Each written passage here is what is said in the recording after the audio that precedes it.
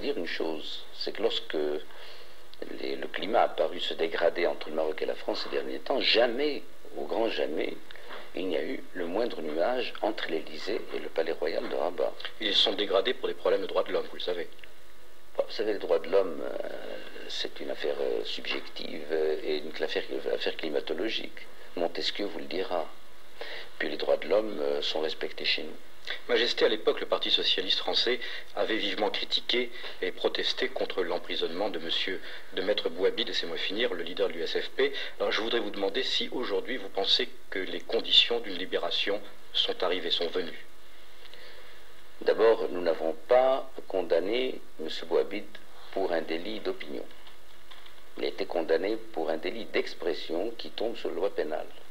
On peut dire beaucoup de choses au Maroc, mais en prenant les précautions voulues pour ne pas porter atteinte au moral de la nation.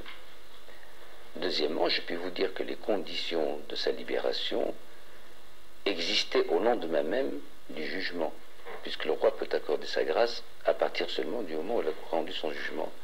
Alors j'aurais pu le lendemain, comme aujourd'hui, comme hier, comme demain. Vous accorderez cette grâce ?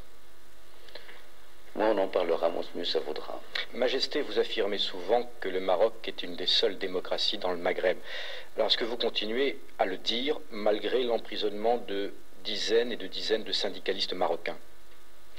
En somme, ceux qui prônent la violence, qui entreprennent des actions de nature à troubler l'ordre public, qui appellent à la grève, qui appellent à l'émeute, ceux-là sont des éléments nécessaires et indispensables à une démocratie.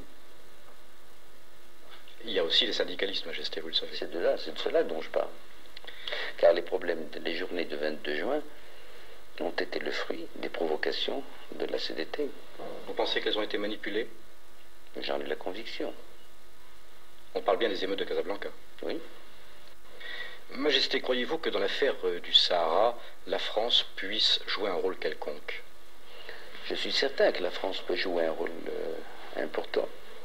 Mais encore faut-il que les partis en présence acceptent que ce rôle débouche sur un résultat positif. En ce qui nous concerne, à tout moment, nous sommes prêts à dire oui à la France pour jouer un rôle. Mais si... C'est pas le moment, vous avez l'impression que c'est pas le moment? Pas pour nous, mais pour les autres. Et ce référendum que vous aviez proposé? Eh bien, j'attends qu'il... Vous croyez qu'il aura lieu? Comment vous croyez qu'il aura lieu? Il faut qu'il ait lieu. Ça fait 6 ans qu'on me casse les pieds, je m'excuse, on me casse les pieds pour qu'on fasse un référendum. Aux Nations Unies, au comité des 24, à l'OUA, partout. Les mass médias, les journalistes, la télévision, vous y compris. Et maintenant que je veux faire le référendum, on n'y croit plus. Non, il faut que vous me donniez un coup de main, vous le premier. Majesté, vous aviez condamné il y a plusieurs mois déjà la démarche du président Anwar el-Sadat. Croyez-vous aujourd'hui que le président actuel, Moubarak, ait plus de chances de réussir?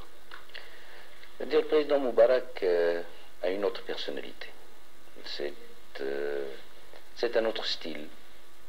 Et je pense que beaucoup de pays arabes sont prêts à lui accorder le bénéfice des premiers mois ou des premières semaines du pouvoir et de la responsabilité.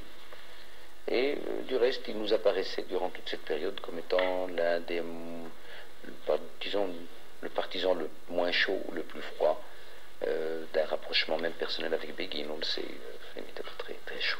Vous pensez que les choses vont changer le 25 avril? Pas forcément. Après la restitution du Sinaï. Ce sera, à mon avis, si les Arabes veulent être vraiment les Arabes que je souhaite, il devrait y avoir fête dans toute nation arabe.